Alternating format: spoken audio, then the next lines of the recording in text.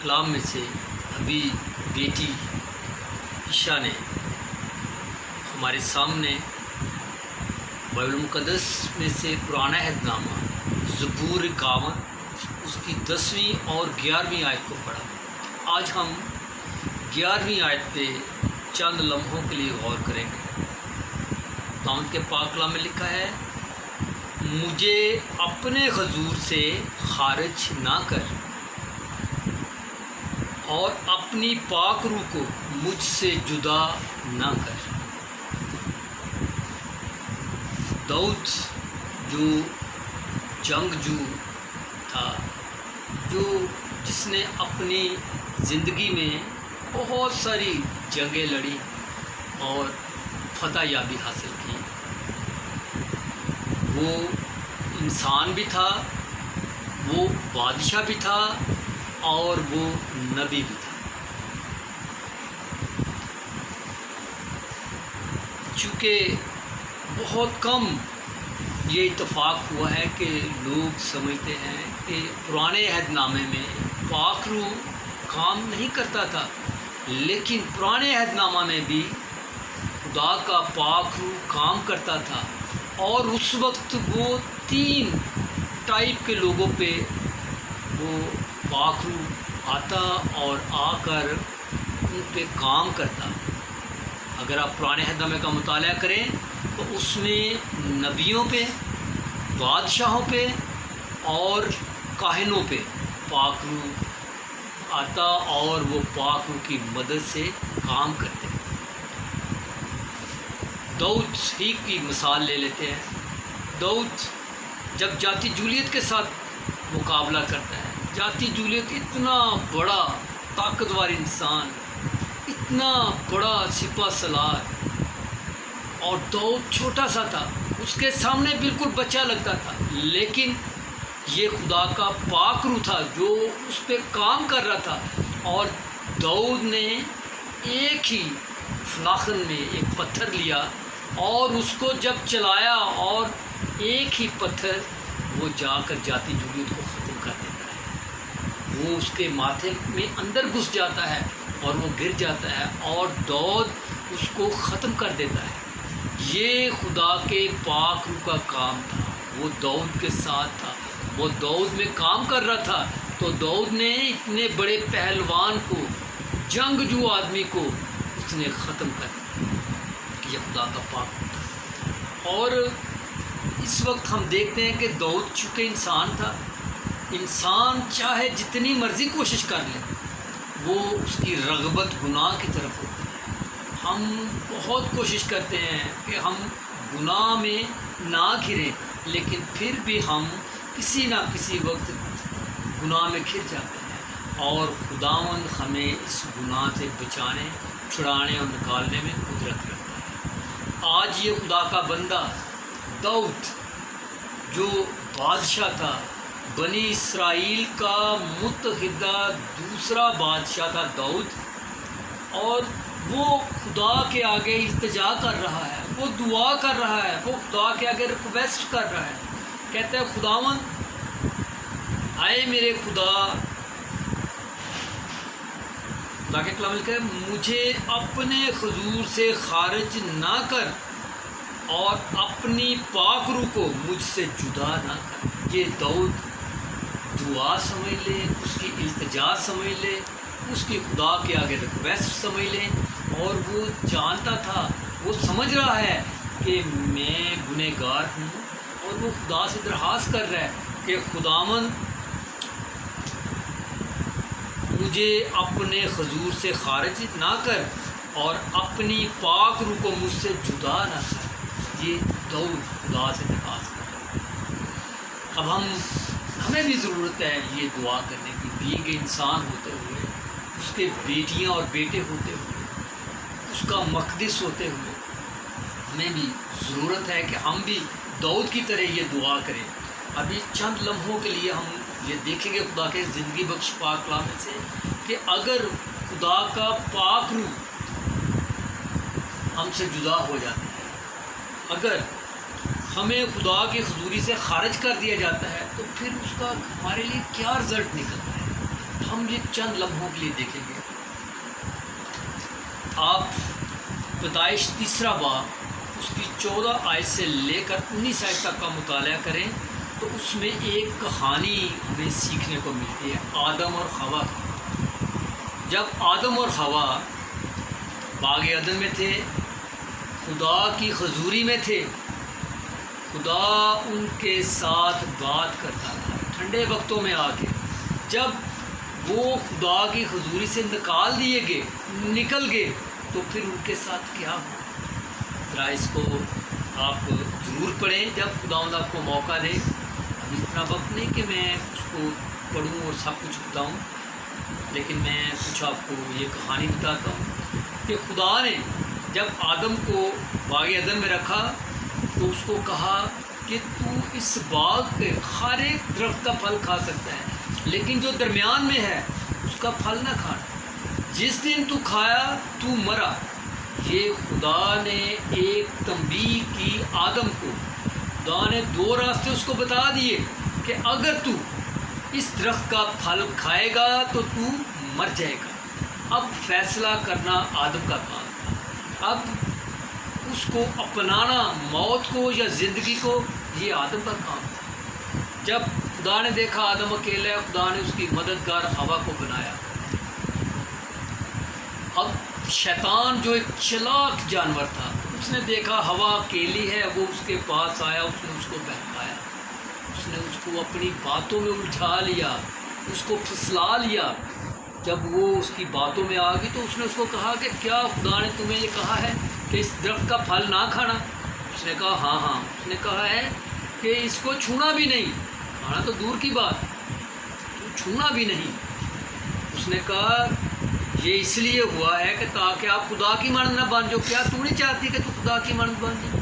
تو نیک و بد کی پہچان کرنا شروع کر دے، تجھے پتہ چل جائے، تو یہ کھا تیری آنکھیں کھل جائیں گی، تو نیک اور بد کو پہچان سکے گی، تو ہر ایک چیز جو خدا کرتا ہے تو کرے گی۔ اس کے اندر یہ لالچ پیدا کیا۔ جب اس نے دیکھا کہ وہ پھل دیکھنے میں خوبصورت ہے، اس نے لیا اور کھایا، اور خدا کے کلام میں لکھا ہے اس نے آدم کو بھی دیا اور آدم نے بھی کھایا۔ جب انہوں نے وہ پھل کھایا، چونکہ خدا کے کلام میں لکھا ہے کہ خدا سچا، عادل اور راست ہے، چونکہ خدا نے اس کو کہا تھا کہ جب تو یہ کھائے گا تو مر جائے گا۔ اور جو ہی انہوں نے وہ پھل کھایا، ان کی روحانی موت ہو گئی، ان سے خدا کا روح جدا ہو گیا، وہ خدا کی اس پاکیزگی میں سے نکل گئے۔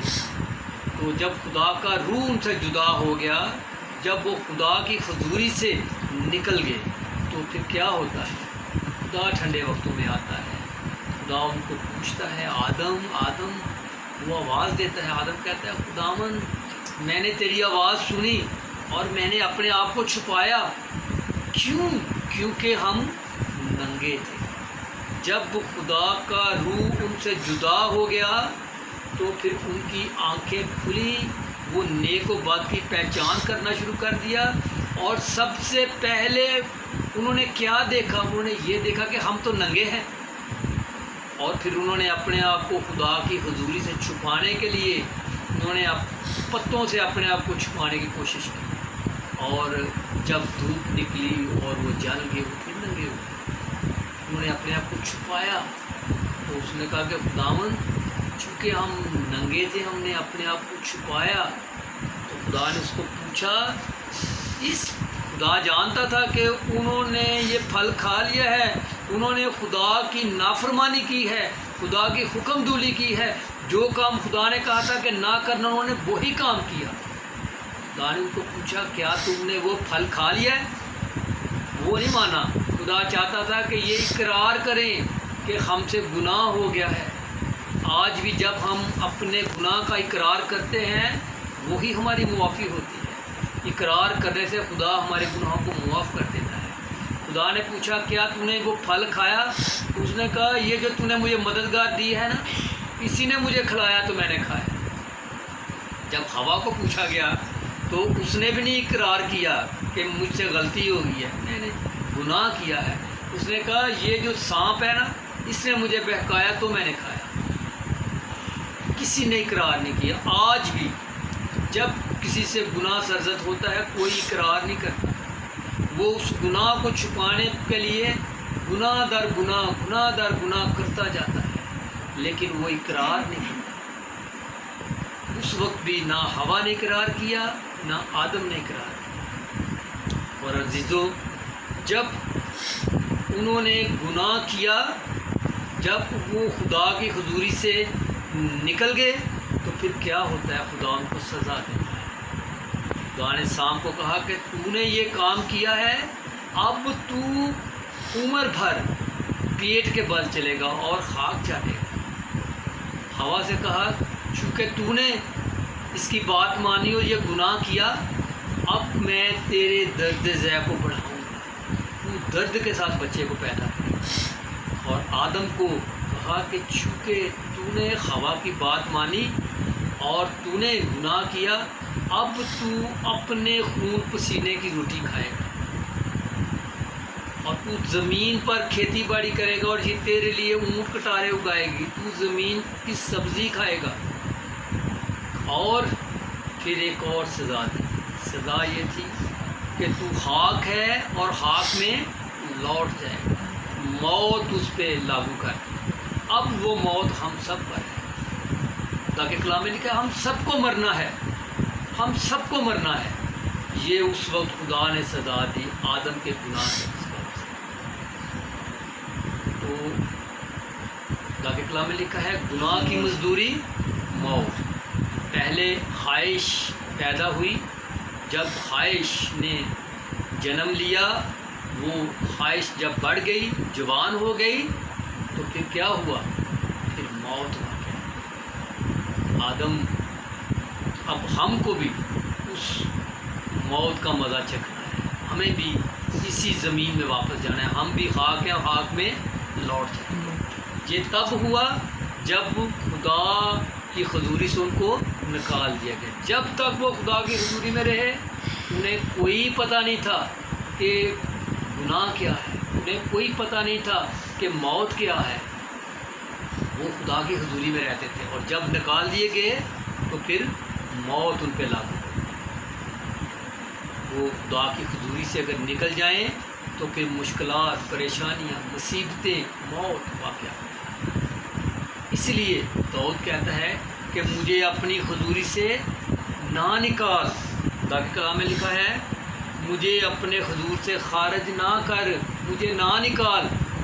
اور دوسری بات اور اپنی پاک روح کو مجھ سے جدا نہ کر. وہ خدا کا پاک روح بھی ان سے جدا ہو گیا اور خدا کی حضوری سے نکال دیا. ایک ایسی ہی ایک اور مثال ہم خداوند کے پاک کلام میں سے دیکھتے ہیں. گنتی کی کتاب اس کا 17 باب, اس کی پہلی آیت سے 11 آیت اگر ہم مطالعہ کریں اس میں بھی ایک بہت خوبصورت ہمیں کہانی ملتی ہے. اور وہ کہانی کیا ہے؟ وہ 12 چھڑیوں کی کہانی. جب موسیٰ اور ہارون پہ لاوی قبیلے کے لوگ بڑبڑانا شروع ہو گئے, موسیٰ نے ان کو بلایا, انہوں نے آنے سے انکار کر دیا. انہوں نے کیا کہ خدا یہاں موجود ہے, خدا کا پاک روح سب پہ موجود ہے, خدا ہمارے درمیان میں ہے, خدا ہماری بات سنتا ہے. تم کون ہو جن کی خدا زیادہ بات سنتا ہے, تم ہی کو کیوں بلاتا ہے؟ جب انہوں نے ان پہ بڑبڑانا شروع کیا تو پھر خدا نے موسیٰ سے کہا کہ 12 قبیلوں کے حساب سے 12 سردار کے نام لاٹھیوں پہ لکھ, ان کو کہہ کہ 12 چھڑیاں لے کر آؤ اور قبیلے کے حساب سے سردار کا نام اس چھڑی کے اوپر لکھنا, اور لاوی کے قبیلے کی چھڑی کے اوپر ہارون کا نام لکھنا. اور خدا نے کہا کہ یہ 12 چھڑیاں تو میرے حضور میں رکھ دینا, میری رفاقت میں رکھ دینا, جہاں میں موجود ہوتا ہوں, جہاں میرا مسا موجود ہوتا ہے وہاں رکھ دینا. اور یہ ساری رات خدا کے حضور میں پڑی رہیں, اور جس کی چھڑی پر صبح شگوفے نکلیں, کلیاں لگیں, پکے بادام نکلیں, خدا اس کو چنے. اب آپ جانتے ہیں یہ جو لاٹھیاں ہیں, یہ جو چھڑیاں ہیں, یہ بے جان ہیں, جب یہ درخت سے کٹ جاتی ہیں ان کی زندگی ختم ہو جاتی ہے، صرف یہ جلانے کے کام آتی ہیں۔ اور اب اس بے جان زندگی میں سے جس کی چھڑی میں زندگی ہوگی، جس کی چھڑی میں بادام پکے ہوئے لگیں گے، جس کی چھڑی میں شگوفے پھوٹیں گے، کلیاں نکلیں گی، اس کو خدا چنے گا۔ وہ ساری رات 12 چھڑیاں خدا کے حضور میں رہیں گی۔ اگلے دن موسیٰ ان سب کو بلاتا ہے اور وہ چھڑیاں خدا کے حضور سے اٹھا کر لاتا ہے۔ جب وہ چھڑیوں کو باہر لاتا ہے اور وہ دیکھتا ہے، ہر ایک کو اس کی چھڑی واپس کر دیتا ہے، اور جو ہارون کی چھڑی تھی اس کے اوپر شگوفے لگے ہوئے تھے، پکے ہوئے بادام لگے ہوئے تھے، کلیاں نکلی ہوئی تھی، اس میں زندگی تھی۔ جو کوئی خدا کے حضور میں آتا ہے، جو کوئی خدا کے مسا میں ہوتا ہے، اس میں زندگی ہوتی ہے۔ اور پھر خدا نے موسیٰ سے کہا کہ اب یہ چھڑی تو یہاں میرے حضور میں رکھ دے، تاکہ یہ اس بات کا نشان ہوگا کہ خدا نے ہارون کو کہانت کے لیے چنا۔ جب تک ہم خدا کے حضور میں رہیں گے، جب تک ہم خدا کے مسا میں رہیں گے، ہم میں زندگی ہوگی، ہماری زندگیاں فروٹفل ہوگی، ہماری زندگیاں پھلدار ہوگی، ہماری زندگیوں سے دوسرے فیض یاب ہوں گے۔ تو ہمیں انسان ہوتے ہوئے ہم بھی بے جان چھڑیوں کی مانند ہیں، ہم بھی بے جان چھڑیوں کی مانند ہیں۔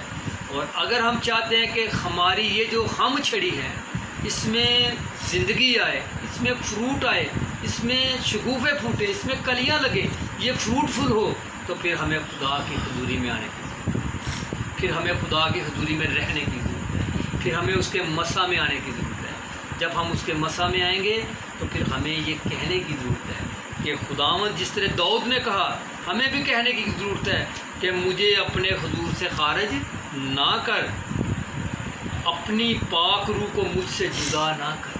جب ہم یہ بات کہیں گے تو پھر ہم خدا کی حضوری میں آئیں گے، پھر ہم خدا کے مسا میں رہیں گے۔ جب اس کے مسا میں رہیں گے تو پھر ہماری زندگیاں فروٹفل ہوں گی، پھر زندگی ہم میں ہوگی، اور ہم اپنے کاموں سے، اپنی باتوں سے دوسروں کو خداوند کی طرف راغب کریں گے، اور روحوں کو خداوند کے غلہ میں جمع کرنے کے لیے استعمال ہو سکیں۔